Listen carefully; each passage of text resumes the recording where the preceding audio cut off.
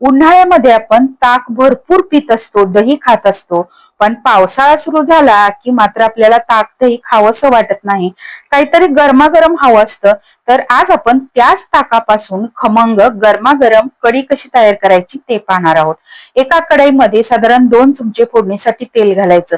तेल चांगलं कडकडीत गरम झालं की मोहरी घालायची, नंतर जिरं घालायचं, नंतर कढीपत्ता थोडासा तोडून घालायचा, नंतर त्यामध्ये एक हिरवी मिरची चिरून घालायची, नंतर बारीक चिरलेली कोथिंबीर घालायची, नंतर 1 चमचा लसूण कोथिंबीरीची पेस्ट घालायची. एखादा मिनिटभर हे छान परतून घ्यायचं.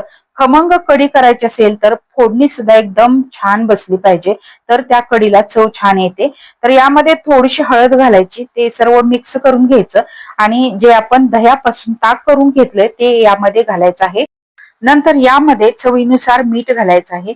परत ही कढी व्यवस्थित ढवळून घ्यायची आहे आणि नंतर आपल्याला यामध्ये जाडसर 2 चमचे शेंगदाण्याचं कूट घालायचं आहे. तुम्ही शेंगदाण्याचं कूट घालू शकता किंवा खोबऱ्याचं सुद्धा घातलं तरी चालेल.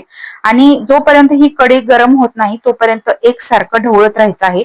याचं कारण म्हणजे हलवल्यामुळे कढी अजिबात फुटत नाही. मस्त अशी गरमागरम खमंग ताकाची कढी आपली तयार झालेली आहे. एकदम सोपी रेसिपी आहे, नक्की करून